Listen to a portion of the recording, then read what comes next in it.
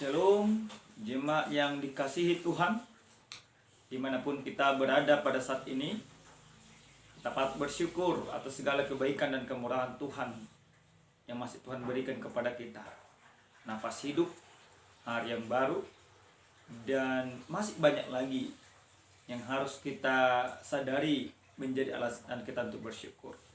Bahkan pada saat ini, kita kembali bersyukur kepada Tuhan. Atas seizinnya, kita akan belajar dari kebenaran firman Tuhan. Kita minta pertolongan Roh Kudus untuk menyertai dan memberkati kita dalam mendengarkan firman Tuhan. Sebelum kita mendengarkan sabda Tuhan, kita berdoa. Kami bersyukur mempermuliakan nama Tuhan dalam setiap kehidupan kami. Kami mempermuliakan nama Tuhan pada saat ini. Kami mempermuliakan nama Tuhan pada saat akan mendengarkan sabda Tuhan. Biarlah lewat sabdamu kami semakin mengerti alasan dan dasar kami mempermuliakan nama-Mu. Urapi kami dengan kuasa Roh Kudus-Mu, supaya itu menjadi kekuatan bagi kami. Dalam nama Yesus Kristus kami berdoa. Amin. Jemaat yang Tuhan kasihi, di dalam Kristus Yesus, selamat Natal, selamat menjelang tahun baru bagi kita semua. Semoga Tuhan senantiasa menyertai kita, memberkati kita, dan menyatakan rencananya dalam hidup kita. Firman Tuhan yang akan menyapa kita pada saat hari ini, dalam minggu tanggal 27 Desember, dalam minggu terakhir, tertulis dalam kitab Mazmur pasal 148 ayat pertama sampai dengan ayat ke-14. Mari kita sama-sama membaca firman Tuhan. Haleluya.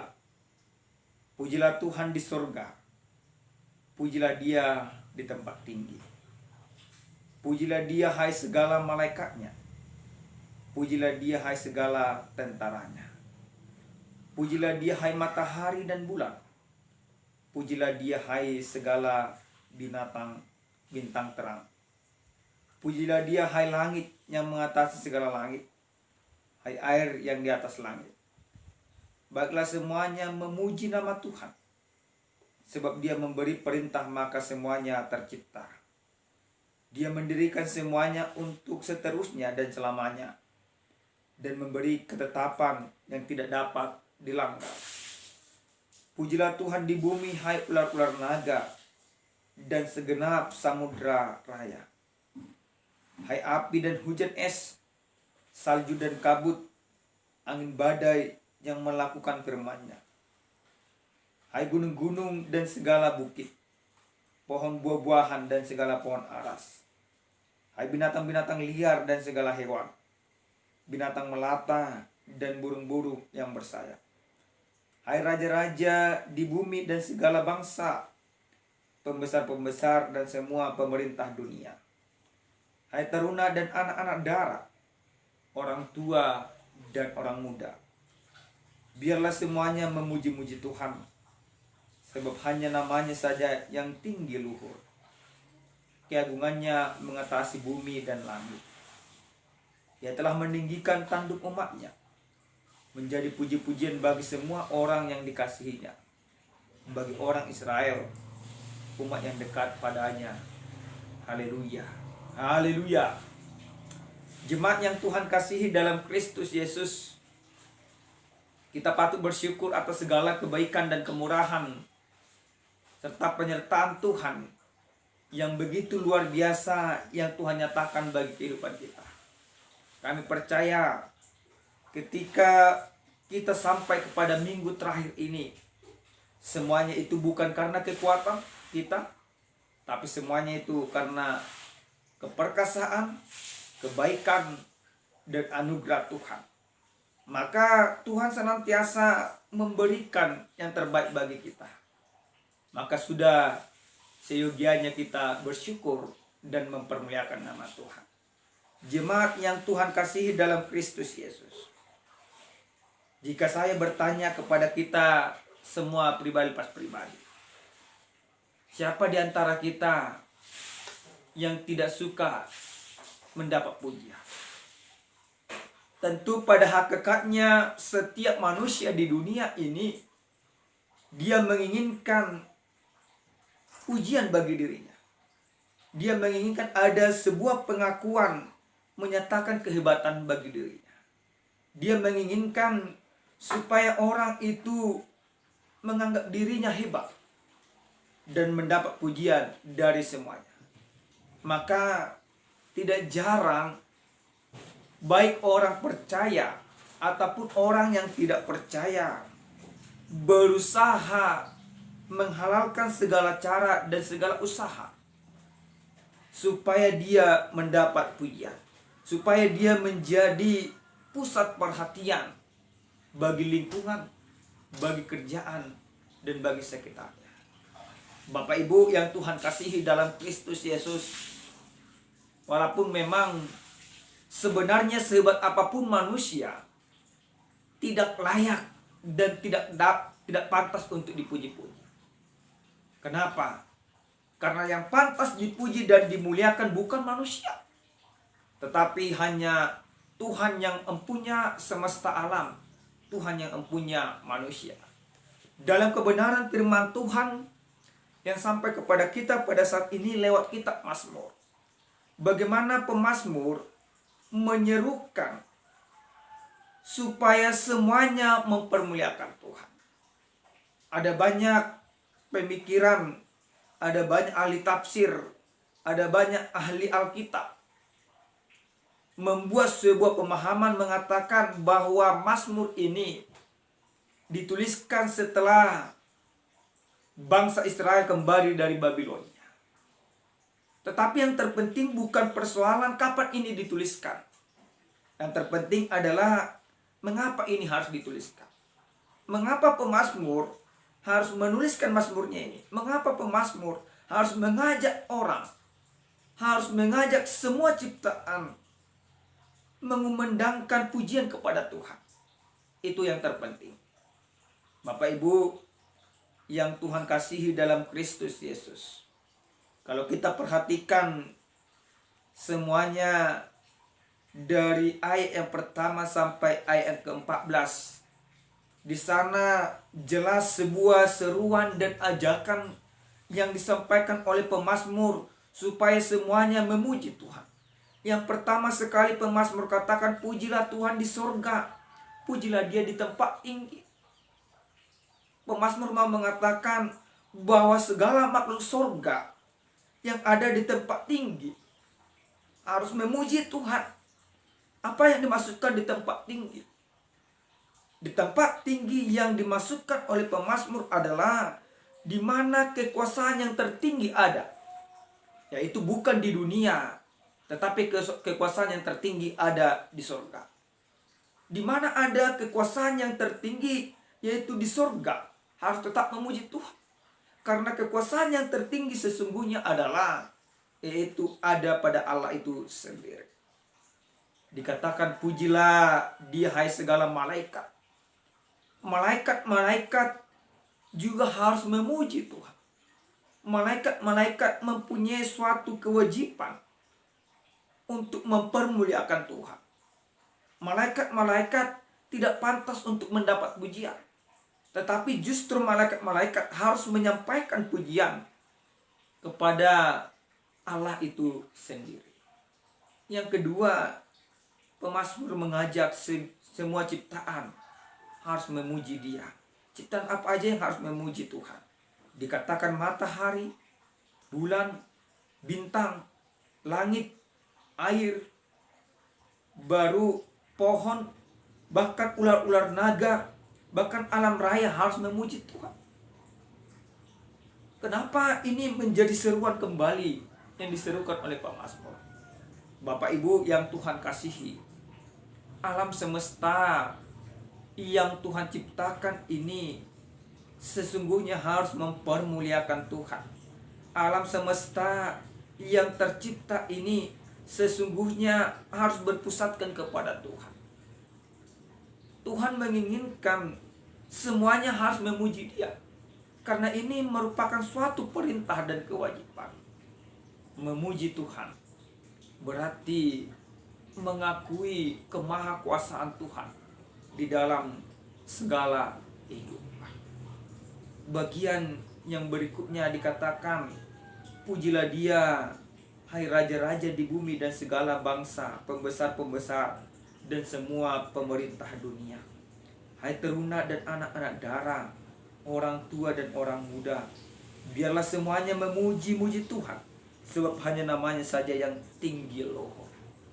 Ini menjadi seruan yang diserukan, yang harus kita serukan juga. Itu bagaimana manusia, dimulai dari para pembesar-pembesar. Siapa itu para pembesar-pembesar yang dimaksudkan oleh pemazmur pada saat ini? Yaitu raja-raja yang terpilih, yang sudah berlalu, dan raja-raja akan terpilih dan yang akan datang. Setiap raja-raja yang ada dan yang sudah ada harus memuji Tuhan. Jangan sampai raja-raja itu tidak memuji Tuhan. Boleh kita melihat apa yang terjadi di zaman raja-raja. Ketika Raja Saul tidak memuji Tuhan, tidak mematuhi apa yang Tuhan aturkan, maka roh Tuhan keluar daripadanya, cabut daripadanya. Ini mau mengatakan kepada kita, bagaimana supaya roh Tuhan senantiasa bersama dengan kita. Maka kita harus memuji Tuhan. Memuji Tuhan tidak hanya lewat mulut. Jangan kita berpikir Bapak Ibu jemaat Tuhan, memuji Tuhan itu hanya sebatas menyanyikan lagu pujian. Jangan kita juga berpikir memuji Tuhan hanya sebatas berdoa. Jangan kita juga berpikir memuji Tuhan hanya sebatas lewat alat musik dan kecapi. Tidak cukup hanya mempergunakan itu. Tetapi memuji Tuhan harus mempergunakan segala sesuatu yang ada dari diri. Kenapa kita memuji Tuhan? Memuji Tuhan diwajibkan kepada manusia, karena ini merupakan suatu pengakuan. Tuhan menciptakan manusia di dunia ini, dan manusia menjadi pusat dari penciptaan. Ketika manusia itu berdosa, tidak mau memuji Tuhan, tidak mau tunduk kepada Tuhan, maka alam semesta juga harus hancur oleh karena keberdosaan manusia. Alam menetapkan manusia di dunia ini sebagai perpanjangan tangan Tuhan untuk melawat, untuk melestarikan alam semesta. Maka sudah seharusnya manusia itu melakukan suatu kewajibannya, menjaga dan melestarikan yang Tuhan percayakan kepada manusia itu sendiri.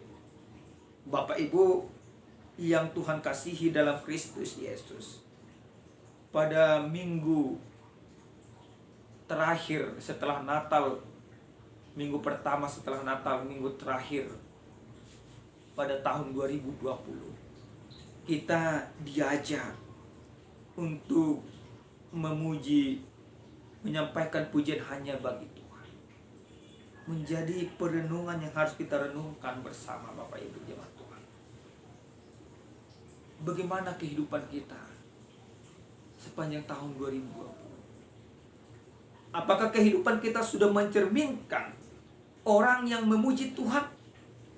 Atau justru kehidupan kita tidak mencerminkan demikian? Apakah kita yang kita rindukan bagaimana pemujian kita ini berkenan di hadapan Tuhan? Atau justru yang kita rindukan bagaimana kita ini dihargai orang? Memuji Tuhan berarti kita harus mau merendahkan diri di hadapan Tuhan. Memuji Tuhan berarti kita harus menyadari bahwa kehidupan kita ini adalah milik Tuhan. Karena hidupmu dan hidupku adalah milik Tuhan, maka pergunakan segala gerak hidupmu ini untuk memuji Tuhan.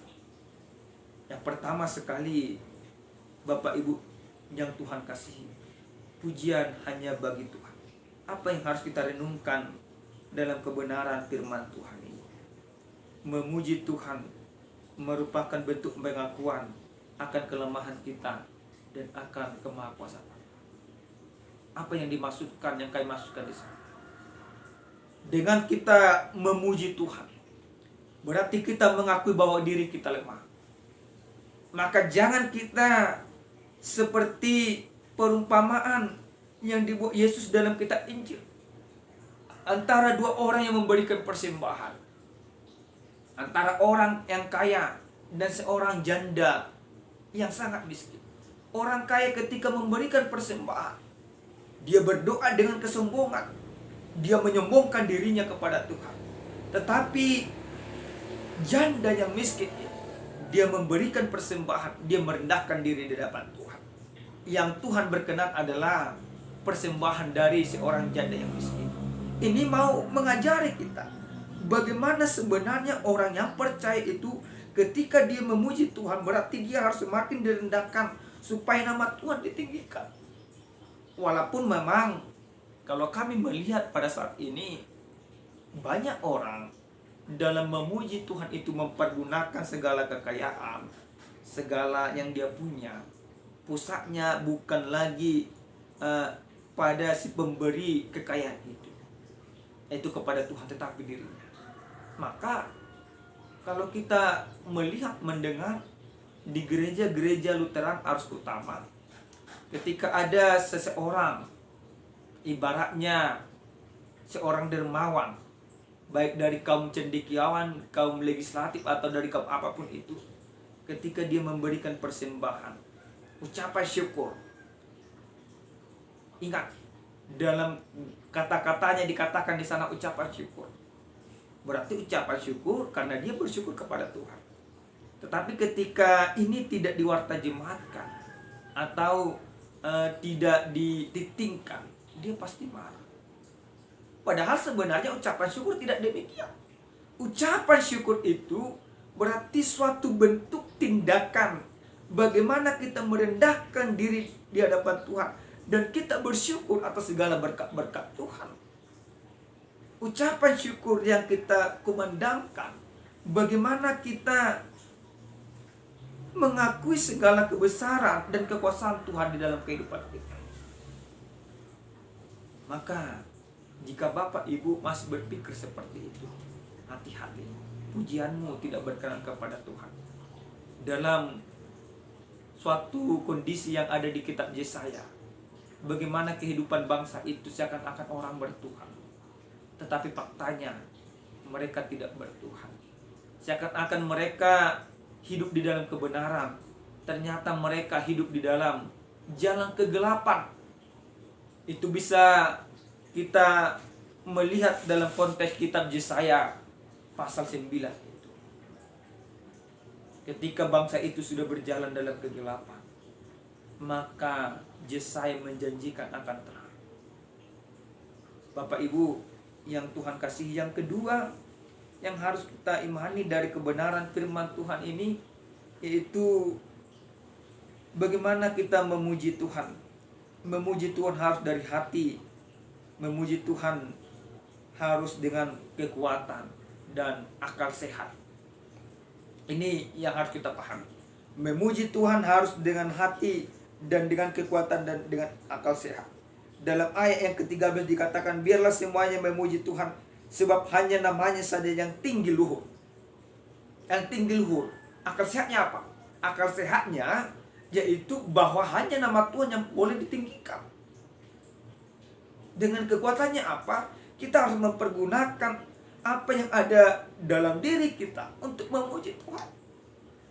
Jika engkau mempunyai kedudukan, pergunakan kedudukanmu untuk memuji Tuhan. Jika engkau mempunyai kehebatan, pergunakan kehebatanmu untuk memuji Tuhan. Jika engkau mempunyai harta, pergunakan hartamu untuk memuji Tuhan. Jangan jadikan hartamu itu menjadi dasarmu untuk memuji Tuhan. Artinya seperti apa?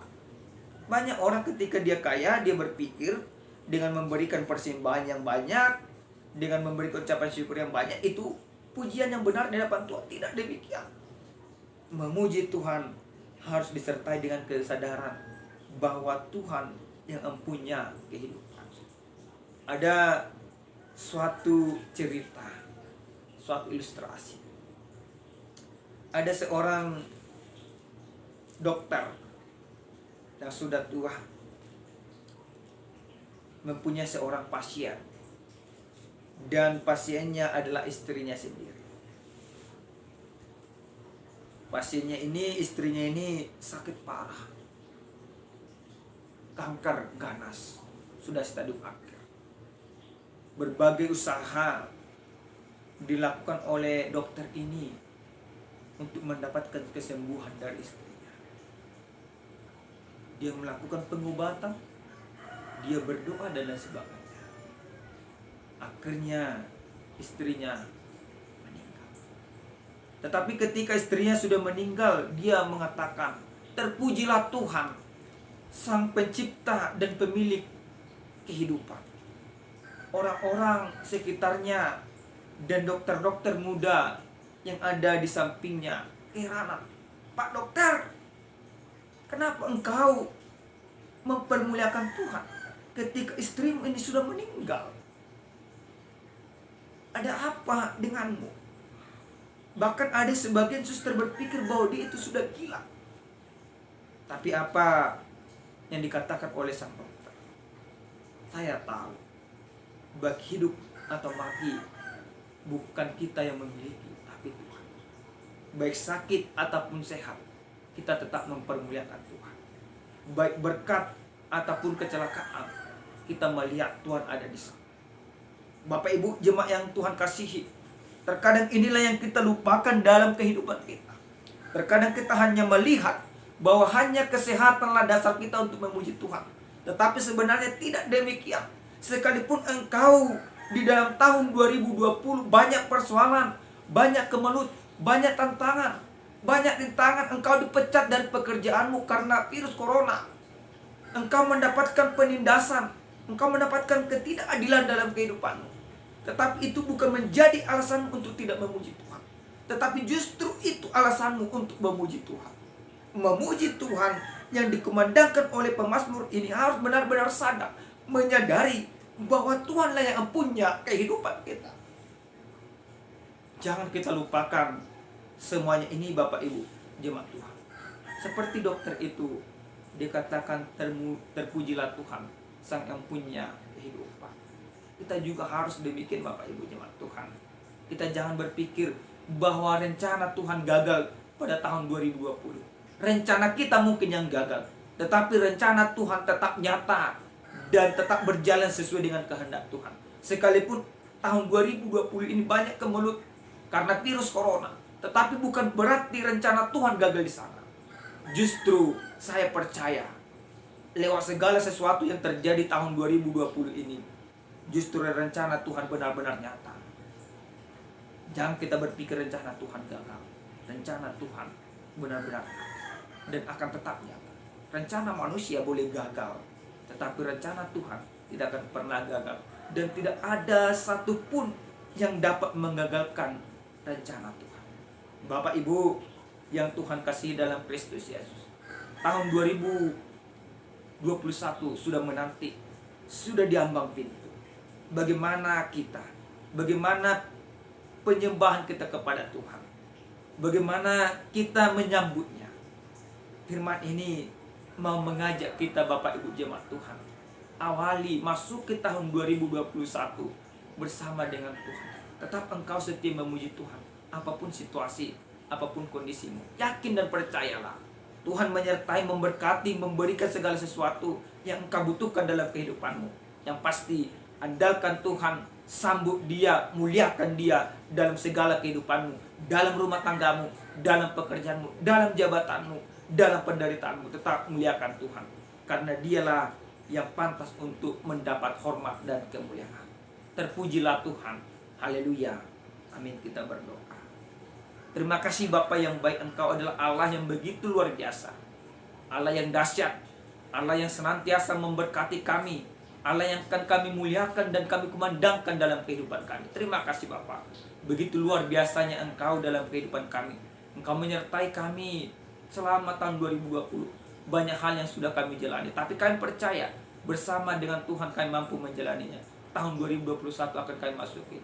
Ajari kami untuk tetap setia mempermuliakan dan memuji Tuhan dalam kehidupan kami, apapun kondisinya. Terima kasih Bapa, Engkaulah yang pantas kami muliakan dan kami agungkan dalam kehidupan kami.